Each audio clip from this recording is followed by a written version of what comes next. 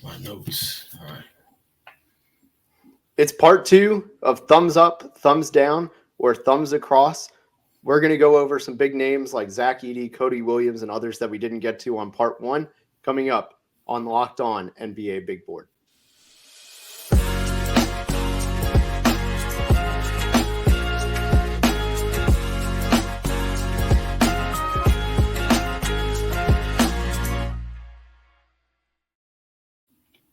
What's up? My name is Richard Stayman. You probably know me better as at MavsDraft on Twitter. I am joined by James Barlowe. He is one of my favorite Twitter follows. If you're not following him already, you are not doing draft Twitter right.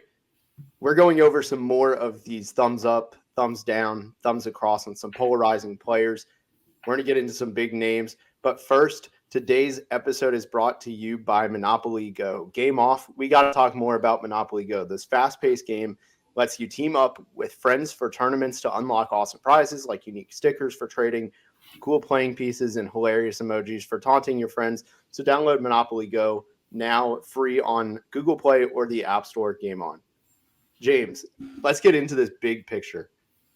Who do you think is going to be the star that a lot of people are seeing as bust, or vice versa, the bust that a lot of people see as star upside? So I mentioned him. Ooh, I don't want to say bust. That's kind of tough.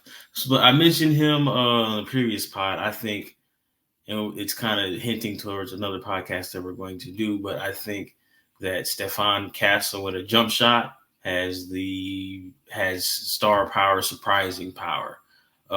And I guess on the opposite of that, how I feel, where I'm like, I really don't see it, is a guy we have here on the list, and that's Kyle Filipowski. Yeah, well, I'm very excited for the Filipowski one. I think we might be seeing eye to eye. Okay. It's a little foreshadowing there. Yeah, with Castle, he's somebody that I don't think we're going to get to yet, but just a quick overview on him. Like, I see a ton of shades of Jared Culver, which scares me. I don't think it's a 1-to-1, but there are some shades of it, and that really worries me. I think he's probably equal defensively. I think he's more of a point guard than Culver was, which helps him. Shot, though, I mean, the shot feels almost equal. I know the percentages are a little bit more favorable, and I think Culver was a sophomore, Castle's freshman, so like big difference there. But that archetype, if it works, like that's a really valuable player that every title team needs. If it doesn't work, though, that's a quick out of the league archetype. I 100% agree. That Jared Culver, man, I'm gonna have to dig into that one because that scares me, and I got that one wrong too. And I don't like to. I mean, everybody gets stuff wrong, but like that one hurt. See, with Culver, I saw him a couple times in college. I saw him when he came through TCU in 2019, and I remember watching him in warmups, and I was like, okay, like the shot looks good, and then in game, his shot was entirely different. I really had never seen something like that, and I think that was something that also makes him different. And he wasn't very explosive and like couldn't blow by many players. Castle is not the most explosive, but he also isn't like struggling to blow by guys. So. Yeah, I feel like he's craftier. Yeah. I should have known, and it's just a 1-game sample, but it was DeAndre Hunter had Jared Culver in like prison. And I was, oh yeah. And I know, Virginia plays, I don't like how Virginia plays, but they play a tough brand of defense, but that's a 1-to-1 like NBA matchup, and he couldn't get anything off. So, but I mean, that's the good and the bad of a 1-game sample, Like that was like, okay, I probably should have been the red flag that he couldn't get his stuff off at that next level, but it is what it is, man. It happens. Yeah, and I think I used to not value the NCAA tournament that much because I was like, okay, game 38 of the regular season, they're not game planning as hard as they are for game 2 of the NCAA tournament, or really even game 1. I mean, so for me, I think like I've really started valuing that, especially if you're trying to figure out who's going to get into playoff minutes among NBA draft guys. Like that's the way to do it because that's what it looks like. That's the closest you can get pre-draft. But yeah, there's definitely some concerns with Castle, but you like him overall? Yeah, I do like him. But let's segue right into the first name that we have on the list. All right, so you value NCAA tournament games. So where were you before and after seeing Zach Edey in the tournament? The exact same. So I don't think Edey is almost an exception to that rule because nobody can stop him. Like, he's just such a unique player. It more is the guys like, I think every once in a while, those red flag games, like the DeAndre Ayton one against Buffalo, like I way overlooked that. I'm like, well, they just game planned against him. Like, and I didn't even hear myself say that, but I'm like, on the NBA, those scouting reports are intense. Like, if you've ever seen one, you know how intense those things are. Like, I way overlooked that because at the time I never had seen one, and I was like, oh, they're just like not going that deep on him. That was a red flag. And also, like, he just had no fight. Like, that was the biggest part of it. But with Edey, not dodging that question, I think I had him in my late mid-20s the entire time. It's nice that he wasn't, I feel like his stock just didn't change. Like, nothing new came into the picture either way. What about you? See, I had him in the 40s.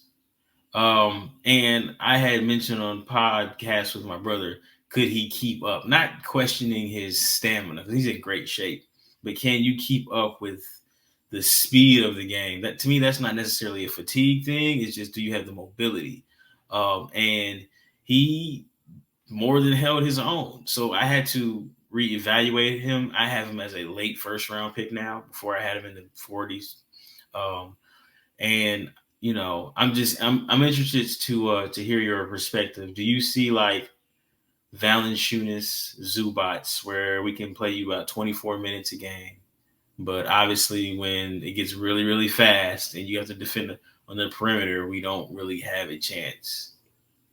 Yeah, I've thought about that. The Zubac stuff this year in the playoffs, Zubac finally did not get played off. Right. That made me very optimistic for something with Edey, but Zubac isn't a bad regular season defender too. So I was like, didn't he have really good at the rim numbers this year? He was like number 1 or number 2 behind Chet. I saw it. Sounds right. I know last year he was up there too, and the year before that as well. So that adds up. Yeah, I think I still stand by Edey's a glorified Boban in the best ways. Like, Boban played almost 20 minutes a game, and I forget. I think it was 22 there. So their last time they played the Clippers, or maybe 21. I don't remember which one, but I feel like that at that point is and yeah, definitely 2021. That to me is like, okay, Boban had no mobility.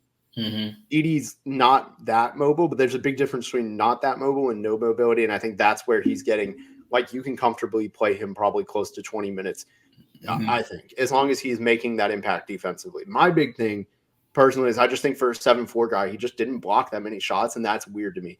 Like, he altered a good amount, but like, he camped in the paint, he still couldn't get that many blocks. That's my red flag with him on defense. I 100% agree, because you don't have to defend in space in college basketball, and you're almost always tasked to guard, especially in college basketball, another big who's not really trying to stretch the floor. And like I said, my issue with him is what happens when, obviously, like, pick and roll basketball is what the NBA is today, but like, that screen is so much higher in the NBA than it is in college. And he's going to have to play drop coverage, obviously, but you're giving like the best of the best guys walk up 3-point shots. Like, that beats you. And in an NBA game, a 6-point game, and you have 3 mishaps on defense turns into an 18-point game. And yes, you can eliminate, but the way that the game is played today, like, we see a lot of these blowouts, not because guys aren't trying. It's just that the 3-ball is so swing, and it can swing a game in either favor. And it's like, will he be able to defend in space enough for you to?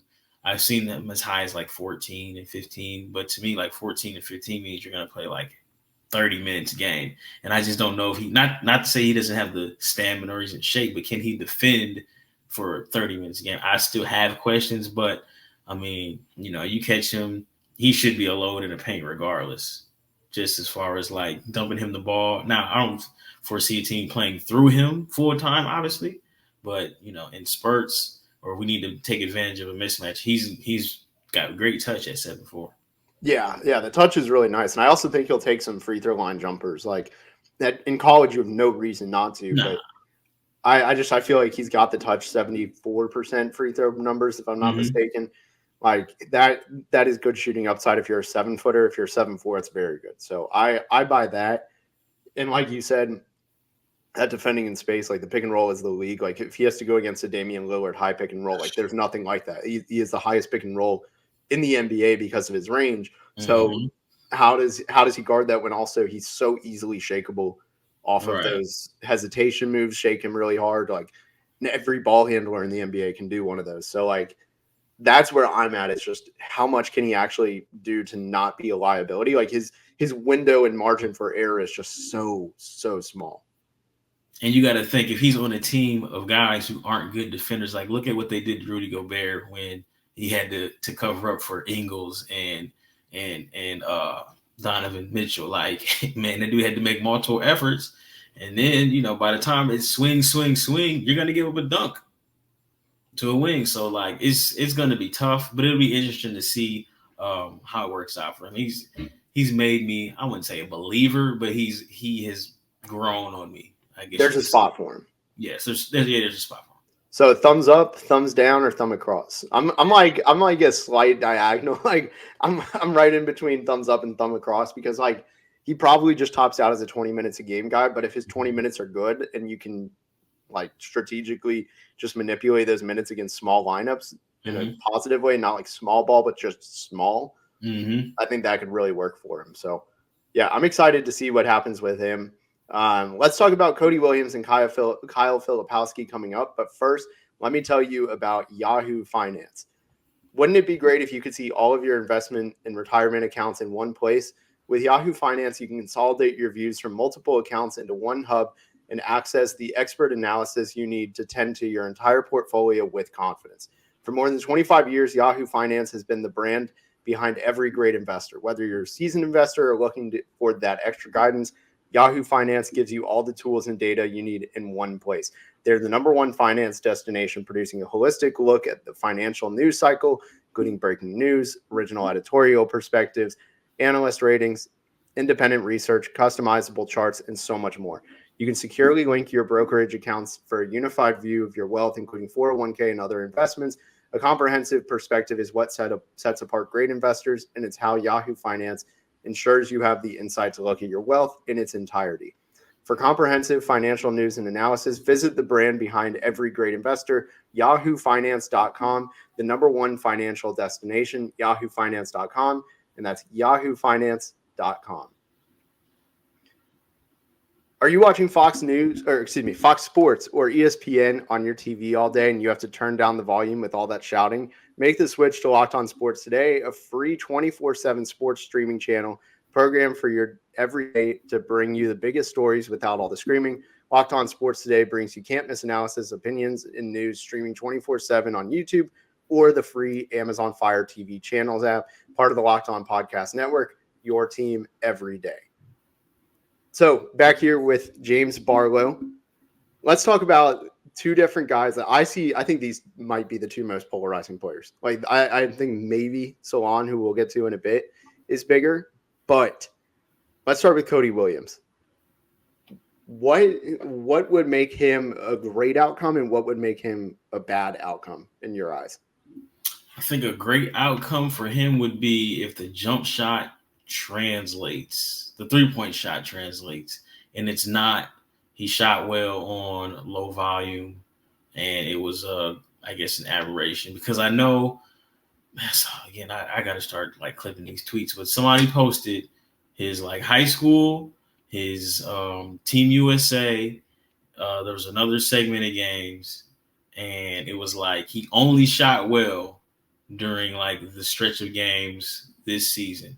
So it's like the jury is still out on him as a 3-point shooter. And I think he shot like 60s from the free throw line too. So it's like, even with that said, even if he turns into a league average free throw shooter, I just see him as a connector guy. And I don't know if he has like all-star upside. And I think we mentioned this the other day, but I think he might be riding his brother's wave a little bit, man. And it's not fair to him, and it's just not fair in general. And like somebody will say, well, he's further along than his brother at the same age, but that's not how development works. So it's like he might be riding his brother's wave. I think he's good. I don't know if he is an all-star or a starter in a sense, because he's a ball mover to me, and he just lacks like assertiveness, and he can handle, but it's just kind of like straight line. There's no counter moves. So like, I don't know if he's going to ever be a pick and roll player, if that makes sense. Yeah, I agree with every single thing. Like you said, with the straight line driving, one of the things I noticed, it was against, I think USC was the game, where it's the end of the half. They're trying to force him left, and he sees it, but he keeps like doing this half spin and does nothing, and he eventually scores on the play. But like, that to me is the concern, is does he actually take what's given to him? And that's my big concern with him. And also just reading the stats, like, yeah, he shoots 41% from three on 1.7 attempts per game. That's not even one make a game. 71% from the line and only 3 attempts. Also, he's so big, he should have gotten to the line more. Yes. And then lastly, like, the assist to turnover ratio is a -2, 1.6 assists, 2 turnovers, didn't get a steal or block a game. Granted, 28 minutes, he should have probably had that. He's far away, so the upside is, hey, that shot translates. But between the low free throw percentage and, like you said, all the historical trends, I also just don't like how his guide hand falls. That is like such a red flag to me. Is when I see just one hand up and the guide hand immediately just falling down like it's about to like slice down something. I absolutely, big pet peeve. So for me, I've got concerns. Ultimately, would you give him thumbs up, thumbs down, or thumb across? He's a thumb across guy for me. I'm going wrong way, but I'm going thumbs down. Really? The other thing for me is, if you look at guys with his advanced stat profile, like, it is just not a good group. It's Kevin Knox. Hit me to that. Yeah, I should have had this one pulled up before I started talking about it. Just kind of crossed through my mind. But pretty much, if you filter negative assist to turnover ratio, and then I'm not a huge fan of this stat, but I think it has some merit. But box plus minus lower than 5, that combination as a freshman over, like, around his size, let's just say over 6'6", it's a lot of guys that were like him, where it's all tools and no like that real impact right away. Any names you remember? So it's Kevin Knox. I want to say James Young was on there. It was a group where I was like, okay, none of these guys, like, maybe 1 or 2 hit. I got to pull the search up. I'll post it in the comments. Okay. But it was just not pretty. So ultimately, I'm thumbs down on him. I'm going to let you take, though. I'm going to transition into one we kicked it off with that we previewed pretty hard. Talk Filipowski, and I think you're going to talk for both of us, because I think we see the exact same on him. Okay, so, like, not even looking at notes, what does he do well that you're going to sit here and say, that's it? That's what he's going to do at the next level. So, like, posting up, he can overpower the 6'8" guys, but we're not going to feed you the ball in the post. That's for the elite of the elite. And that's not even a knock on him. That's just where we are in 2024.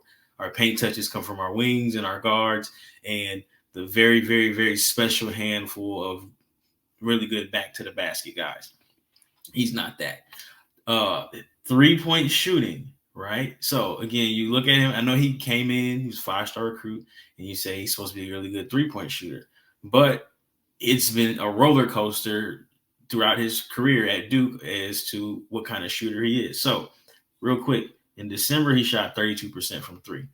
He had a scorching hot January where he shot 45% from 3. Then in February, it dropped back down to 27%. And then in March, he shot well at 37% from 3.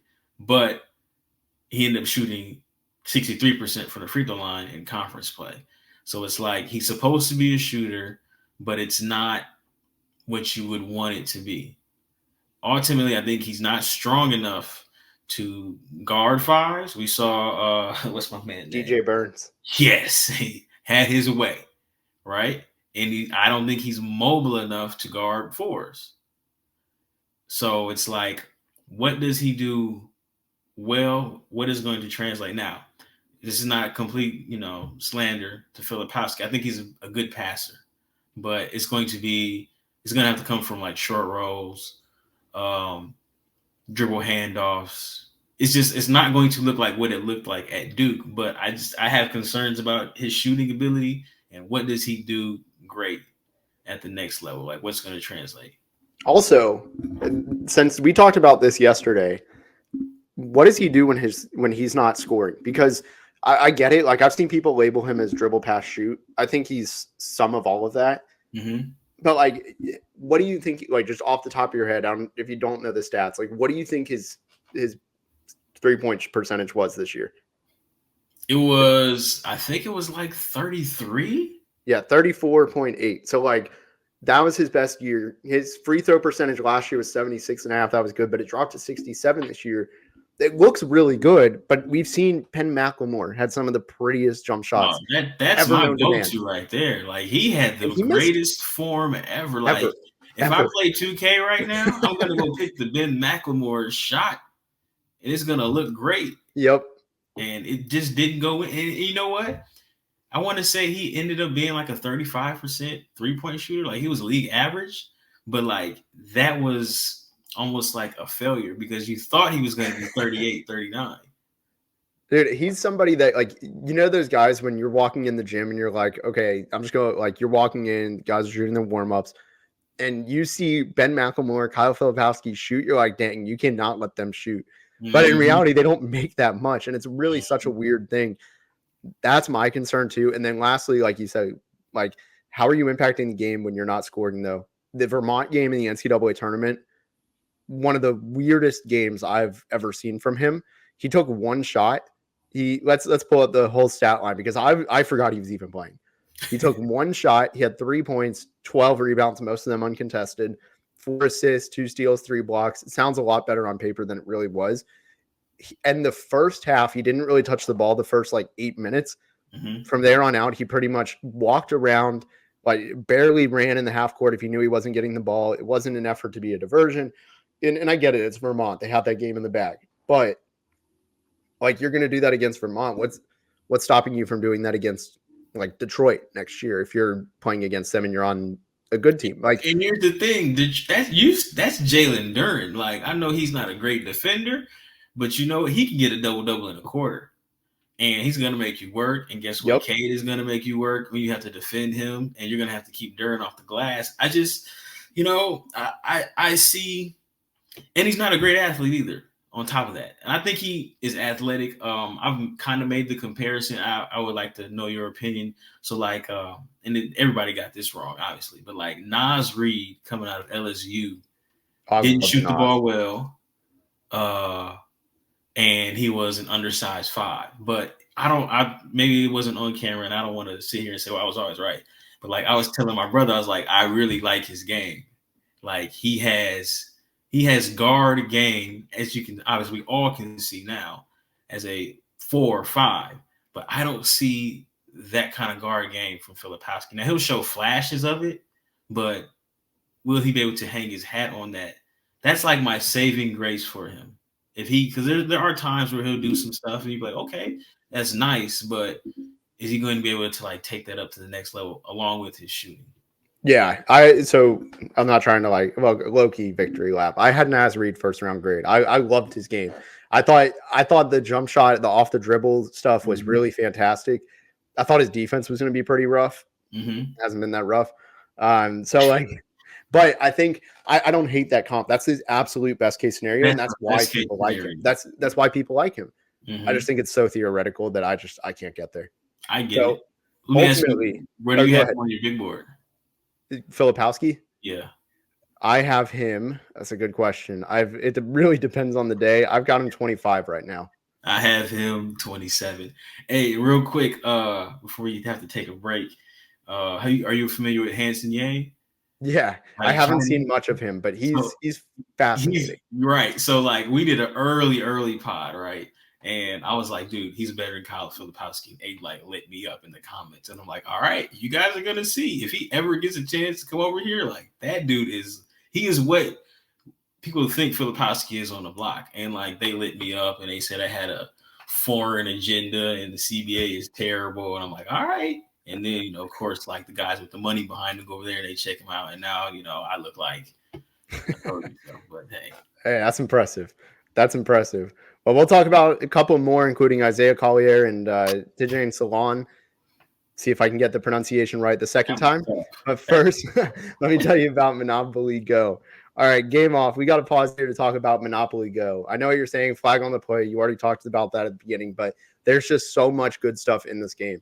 In Monopoly Go, you can team up with friends for time tournaments where you work together to build up each other's boards. The more you win together, the more awesome prizes you unlock, and there's so much to get. Unique stickers that you can trade with friends to complete albums for big prizes, cool new playing pieces to travel the boards with, players emojis for taunting your friends when you smash the buildings or heist their vaults. Plus, Monopoly Go feels new and exciting every day with constantly changing tournaments and challenges. A ton include their own mini games like digging for treasure or a robot pachinko machine. And there's always new timed events that help you win big, like massive multipliers for everything you win on Rent Frenzies. There's always something fun to discover in Monopoly Go. So get off the bench and go download it now for free on the Google Play or App Store. Game on. All right, last segment. I'm here with James Barlowe. We're talking about some polarizing players.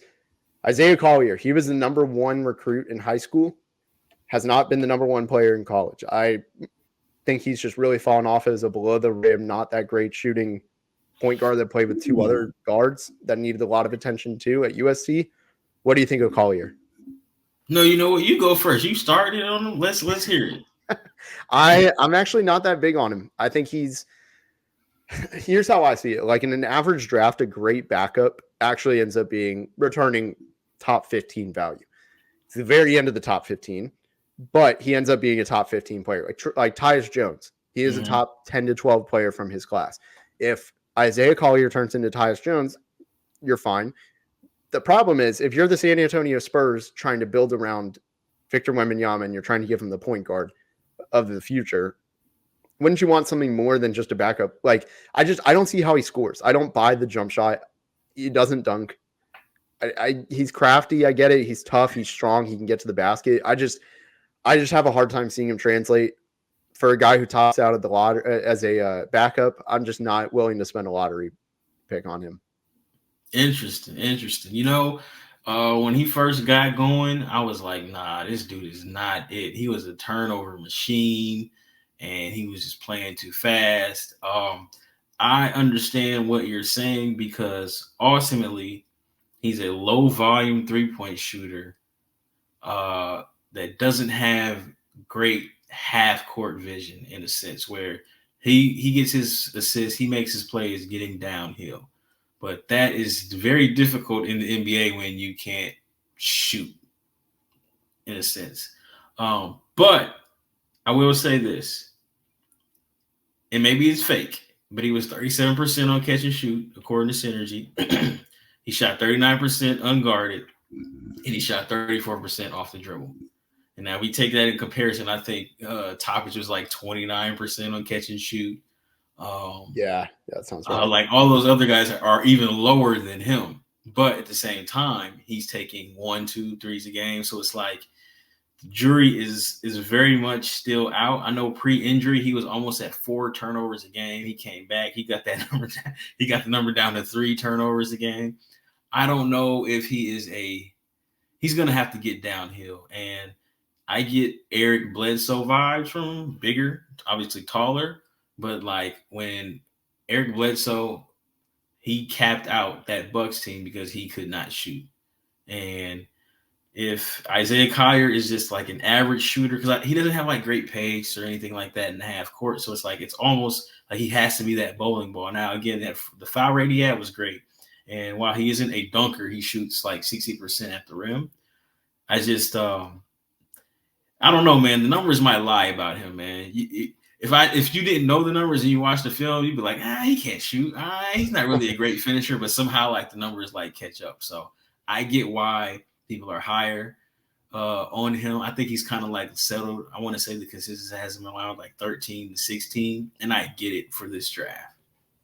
Yeah, and my big thing is like he shoots like a big man. That's where I'm out on the jump shot. For me, it's just like it's just super stiff. Like he's got like a little set shot.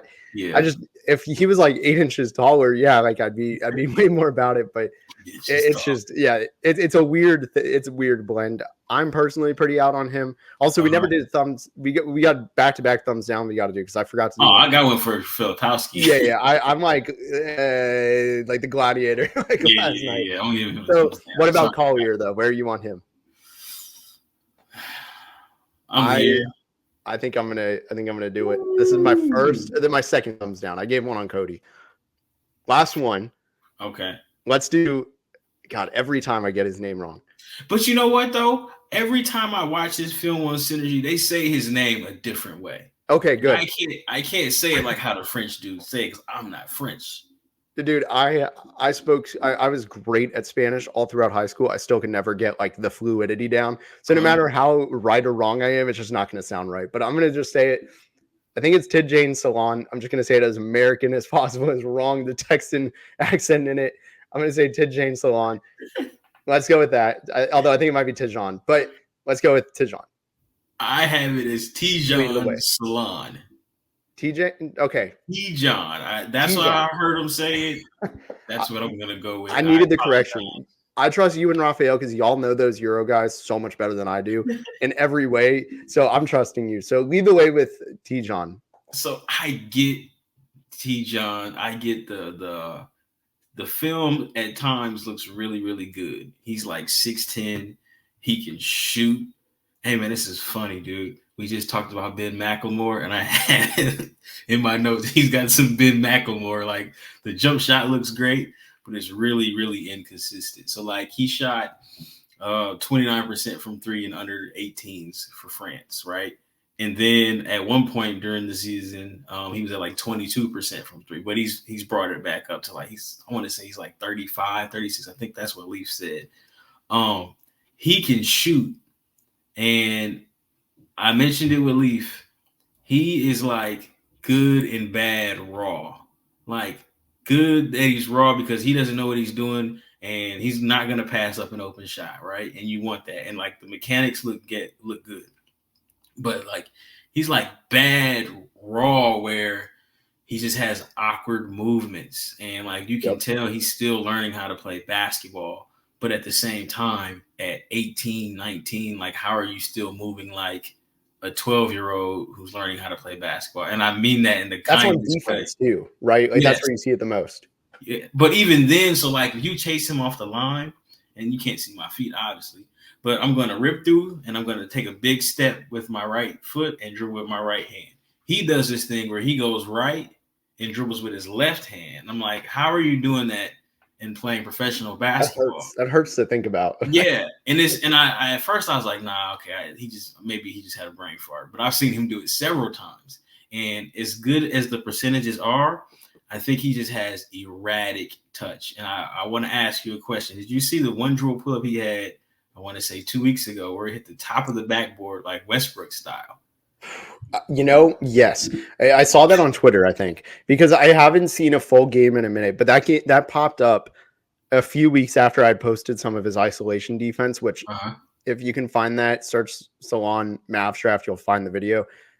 I saw that and that was extremely alarming. Yeah. How does that happen?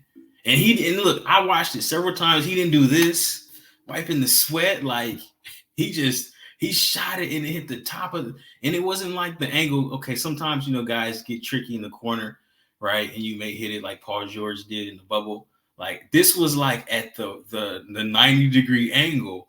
And it looked like that Westbrook brick that he's been shooting the past 3-4 years. I'm like, dude, how can you not feel your fingertips? And it's just like, is that play? I have in my notes, he just has erratic touch. Yep. And he's just so raw. And it's just kind of hard to like, some days I'm like, man, I might take him 13 just because like he's 6'10" and he can shoot and he's athletic. And then some days I'm like, yo, he's like 2 years away from like knowing how to play basketball. And then you gotta, there's going to be a international barrier. You got to come over here, some new culture. Like, is he going to be able to adapt to that and like learn like how to play basketball? And you got to think, okay, me and my brother have this saying: can he hoop? Can he play basketball? So if he goes to a bad team, can he hoop? basically like, hey man, you got to go be selfish and try to score because your second contract depends on it, or is he going to get the development out? It's just so many questions with him. Yeah, I completely agree. And the one thing that really scares me about his shot is it's improved a ton since last year. Like his shot was really bad last year. I had him as a non-shooter, just like a watch list guy. And now he actually can kind of shoot, and it's still very far away. So my whole thing is I just worry he's very theoretical. We're also in a bad draft class 4 years ago. I remember the 7-footer from Greece who threw behind the back passes, and like he had all these tools, but he also had no idea how to play basketball. And now he's struggling on the Charlotte Hornets and Alexei Pokusevski. So and that looks like if it doesn't work here, you got to get that passport back out, buddy. Yeah. I just feel like for every one Giannis that we're trying to get, there's about 10 Pokusevskis, or 9 Pokusevskis. And I feel like for every one Kawhi we get, there are a bunch of guys who it just every dude with big hands and long arms is not gonna end up looking like 38-year-old Michael Jordan eventually. It just doesn't work that way. Yep. Yeah, I agree. We have a podcast one day of how many next Dirks that didn't work, how many next Kawhis that didn't work, how many next Giannis's that didn't work. Because I like this. It's tough. That's the hard thing about evaluating. So yeah. Well, overall, thumbs up, thumbs down, or thumbs across. I'm leaning thumbs across is like the safest answer. Yes. Just in my head, and I had to do thumbs up, thumbs down. I think I'm ultimately going thumbs down. Ultimately, that's probably my answer. Man, I just look if he goes to it depends on the fit. Charlotte, it's gonna be thumbs down, right? Yeah, but if he goes to San Antonio, I wouldn't hate it. That's true. If they get 2 picks, and that's not even a knock on. I don't want to disrespect anybody's coaching staff or development staff because you can put in all the work in the world, and if a guy just doesn't have it, he may not have it. But Charlotte is they're a very, very young team, and it's just not a good spot for. They need older guys, older drafted guys, and it may not be a good spot for an 18-year-old to try to figure out how to play basketball. Yeah, I agree. Well, this has been a fantastic deep dive into several players. The Boomer Bust. We talked about Stephon Castle, Zach Edey, Cody Williams, Kyle Filipowski, Isaiah Collier, and then Tidjane Salaun. And we also learned how to say Tidjane Salaun today. So thank you so much for making